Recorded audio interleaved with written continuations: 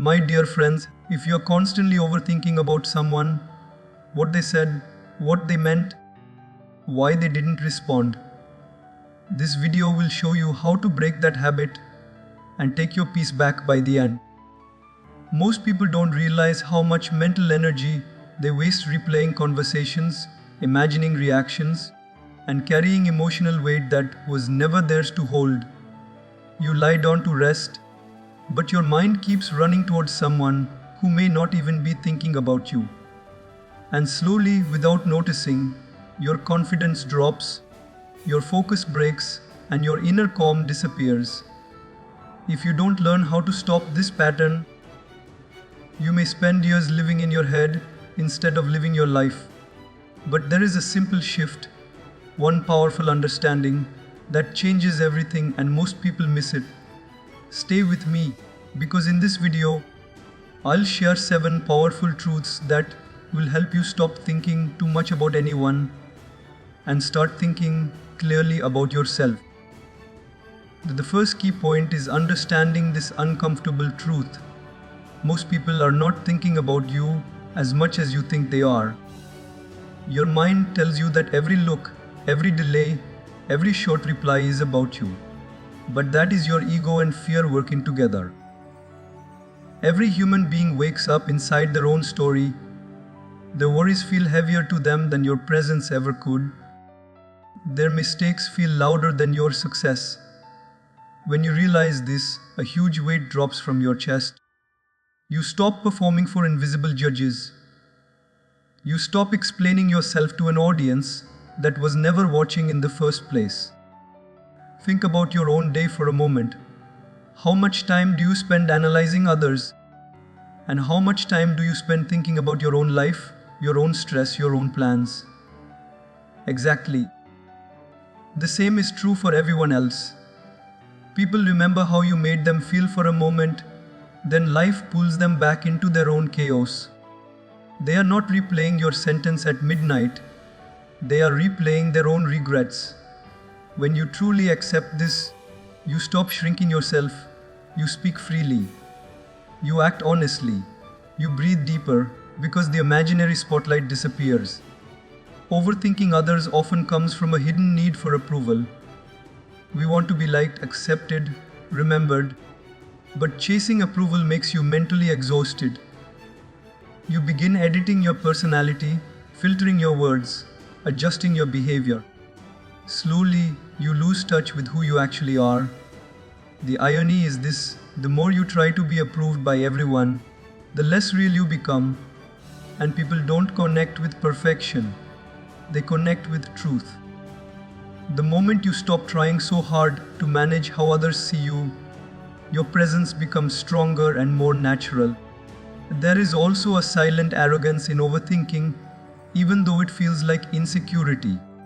When you assume people are constantly judging you, you are placing yourself at the center of their world. That belief is not humility, it is distortion. Life is bigger than you, and that is a relief. When you step out of the center, pressure fades. You no longer feel responsible for controlling every outcome, every opinion, every reaction. You allow people to think what they think, because you understand their thoughts are shaped by their own wounds, not your worth. Most emotional suffering comes from mental scenes that never happened. You imagine conversations that were never spoken. You prepare defenses for attacks that were never planned. This constant mental noise drains your energy before life even asks anything of you. When you stop assuming attention, your mind becomes quieter, silence enters. In that silence, clarity grows. You begin to respond instead of react. You stop living inside your head and start living in reality, where most fears lose their power. Freedom begins the day you accept this simple idea. You do not need to be remembered by everyone, liked by everyone, or understood by everyone. Your responsibility is not to manage minds, it is to live with integrity. When you release the burden of imagined attention, your confidence becomes calm, not loud. You walk lighter, speak cleaner, and think clearer. And without forcing it, people who truly matter start noticing you, not because you tried to be seen, but because you finally stopped hiding behind fear.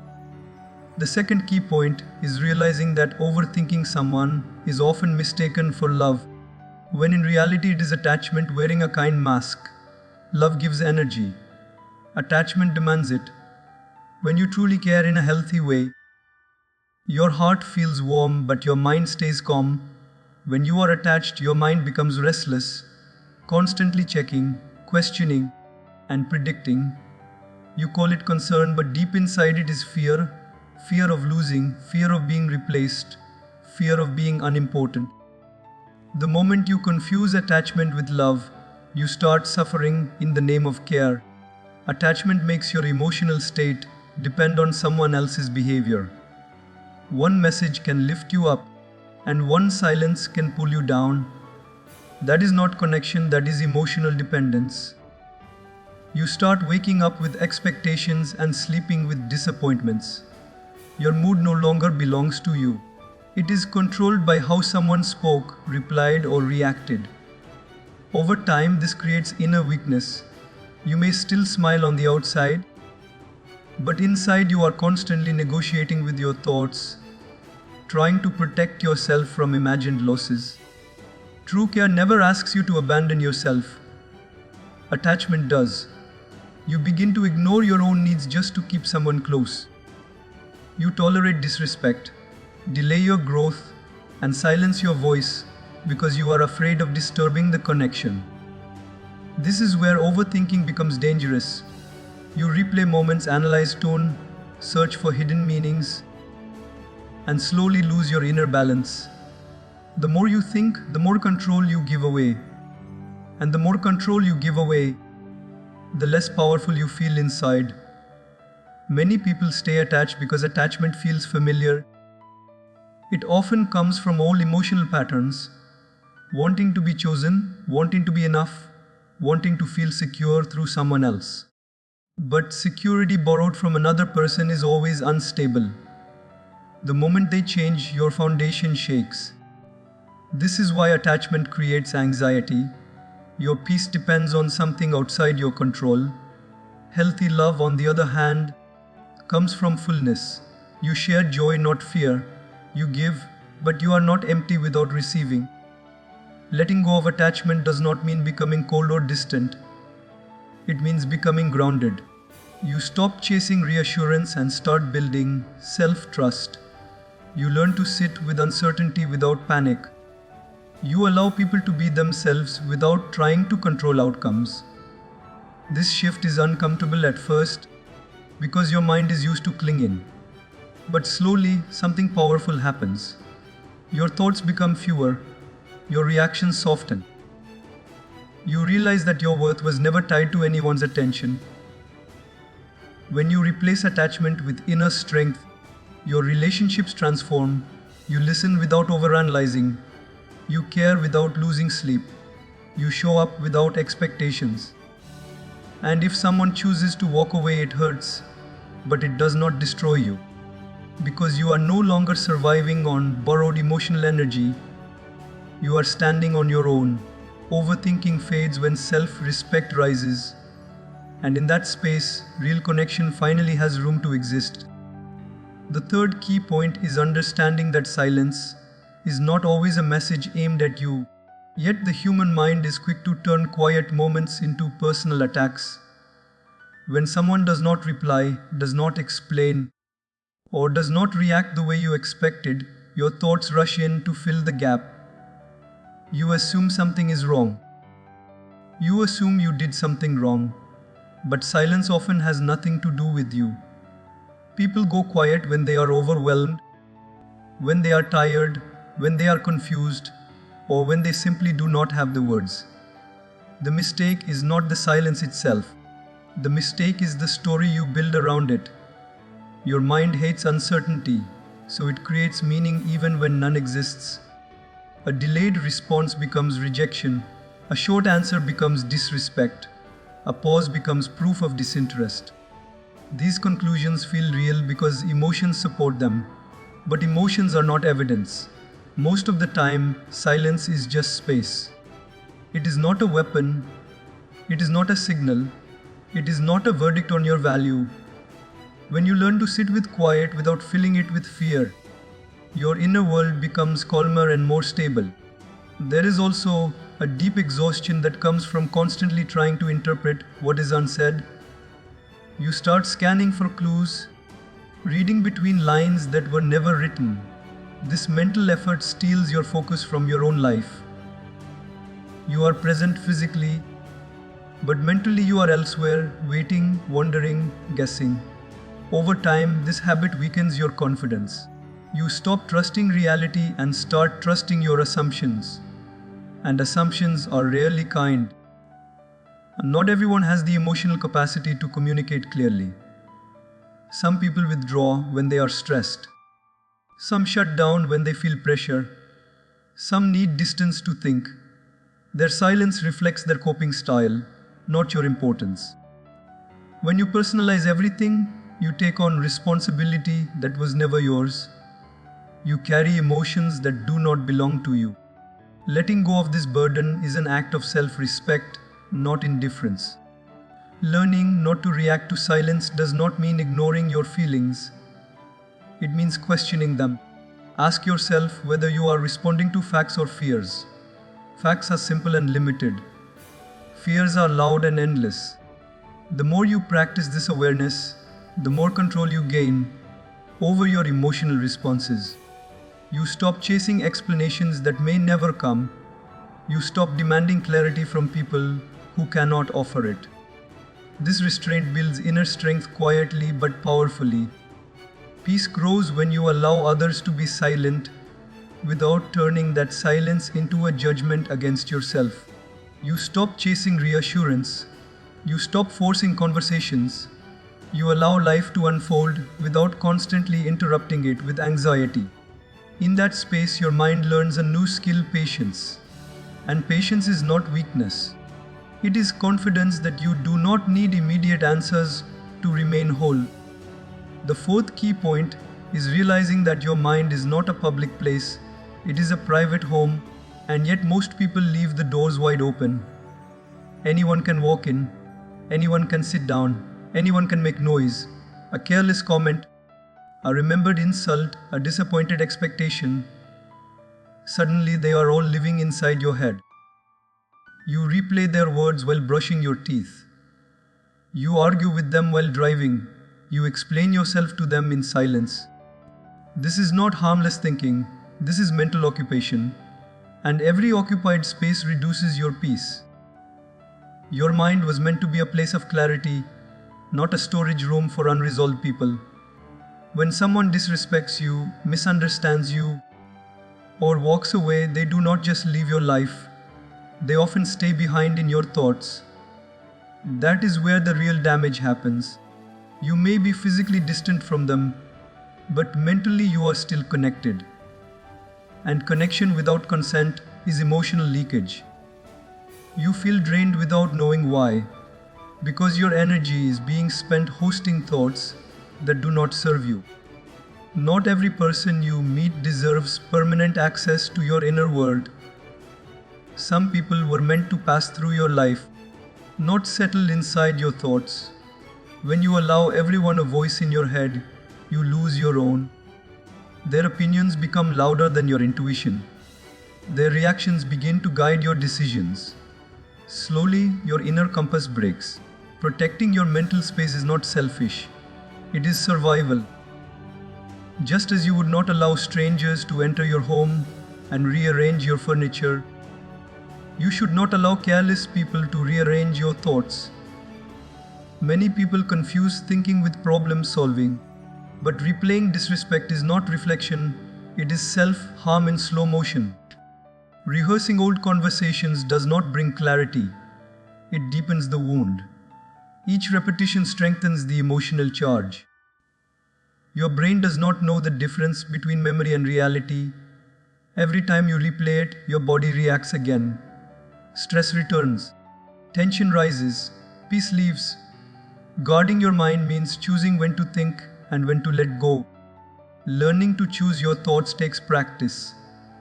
At first, unwanted thoughts will knock loudly. They will demand attention. But you are not required to answer every knock. You can acknowledge a thought without inviting it in. You can notice it and let it pass. This simple discipline changes everything. Over time, your mind becomes quieter, not because life is easier, but because you are stronger. You stop giving emotional reactions to people who no longer deserve access. When you respect your mind, your life reflects it. Your focus sharpens, your emotions stabilize, you respond instead of react. You stop leaking energy into the past and begin investing it into the present. The people who truly care about you will never need to fight for space in your head. And those who bring chaos will slowly fade, not because you forced them out, but because you stopped feeding them attention. The fifth key point is recognizing how easily overthinking pulls you out of the present moment and traps you in a time that no longer exists. While your body is here, your mind keeps traveling backward and forward, replaying what already happened and predicting what might happen. In that movement, you miss what is actually happening. Life does not unfold in memories or imaginations.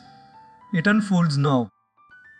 And every moment you spend mentally elsewhere is a moment of your life that disappears without being lived. Overthinking convinces you that thinking more will fix everything. But most of the time it does the opposite. Instead of clarity, you get confusion. Instead of solutions, you get noise. You analyze tone instead of intention. You study reactions instead of reality. This mental habit steals your attention from simple things. Your breath, your surroundings, your work, your conversations. You start doing everything halfway because your mind is always divided. And a divided mind can never experience peace. The present moment is the only place where your power exists. You cannot act in the past. You cannot control the future. But overthinking keeps you locked in both. It tells you to revisit mistakes again and again, as if punishment will bring wisdom. It tells you to worry about outcomes, as if anxiety will bring control. Meanwhile, the present waits patiently. It waits for your attention, your effort, your awareness. When you ignore it, opportunities pass quietly, and regret grows later. Many people say they are stuck in life, but they are not stuck in reality. They are stuck in thought. Their body moves forward, but their mind keeps dragging old scenes along. This creates heaviness. Simple tasks feel tiring. Small decisions feel overwhelming. It is not because life is too much. It is because the mind is carrying too many unnecessary stories. When you release those stories, energy returns, focus sharpens, even ordinary moments begin to feel lighter. Learning to stay present does not mean your mind will never wander. It means you notice when it does and gently bring it back. Back to what you can touch. Back to what you can do. Back to what you can improve right now. This practice is powerful because it grounds you in reality instead of imagination. Reality may not be perfect, but it is manageable. Imagined problems have no end. The present moment, however, always offers a next step. When you choose presence over overthinking, your life slowly transforms. You listen better. You work deeper. You enjoy more. You suffer less. The noise in your head reduces, not because problems disappear, but because your attention is no longer feeding them. You begin to experience time differently, not as something running away from you, but as something you are finally living inside. The sixth key point is understanding that you do not need closure from everyone to move forward. Even though your mind desperately wants it, the human mind craves neat endings. It wants explanations, reasons, final conversations that make everything make sense. But life rarely offers that comfort. People leave without explaining. Situations change without warning. Words remain unsaid.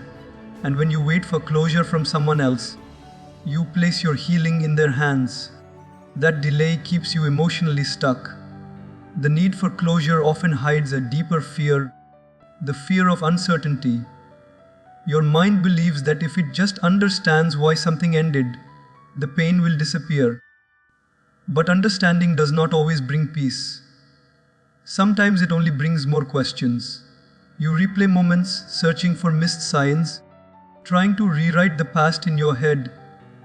This mental chasing creates an illusion of progress, but in reality, you are standing still. The past cannot answer you, no matter how many times you interrogate it. Many people stay emotionally attached not because they love someone, but because the story feels unfinished. An unfinished story keeps the mind busy. It creates hope, regret, and imaginary conversations. You tell yourself that once you get clarity, you will finally let go. But clarity that comes from others is unreliable. People change their stories, they protect their image, they speak from their limitations. Waiting for their version of the truth can keep you trapped longer than the pain itself. Self-closure is a quiet but powerful decision. It is the moment you say, I may never fully understand this, and I choose to move on anyway. This choice feels uncomfortable at first because it goes against the mind's habit of control. But it is also deeply freeing. You stop chasing answers outside and begin listening inside. You accept that not every ending needs your approval to be final. Some things end because they have served their purpose, even if you cannot see it yet. Letting go without closure does not mean suppressing emotions. It means allowing them to pass without attaching stories to them. Sadness can exist without explanation. Disappointment can exist without blame. When you stop demanding reasons, your emotions move more naturally. They rise, they fall, and they leave. The suffering lessens because you are no longer feeding it with constant mental questions. You give yourself permission to heal on your own timeline. When you stop waiting for closure from others, your energy returns to you. You stop checking for messages that may never come. You stop revisiting places that hold old memories. You stop needing one last conversation to feel complete. Completion becomes an inner state, not an external event. And in that state, you are no longer tied to what ended. You are free to step fully into what comes next. The seventh key point is realizing that the moment you turn your attention back to yourself, life begins to respond differently. For a long time, your energy may have been scattered, thinking about people, reactions, expectations, and outcomes that were never fully in your control. When you shift that energy inward, something powerful happens. You stop leaking strength into places that cannot nourish you. You begin to feel whole again, not because the world changed, but because your focus did. Focusing on yourself does not mean ignoring others or becoming self-centered. It means taking responsibility for your inner state. You start asking better questions. What do I need right now? What can I improve today? What deserves my time and attention? These questions ground you in action instead of speculation. Overthinking fades because your mind is busy building, not worrying. Growth leaves little room for unnecessary mental noise. When your focus turns inward, your standards rise naturally. You become more selective with your time, your energy, and your emotional investment. You stop chasing people who are inconsistent. You stop explaining yourself to those who are committed to misunderstanding you. This is not arrogance. It is clarity.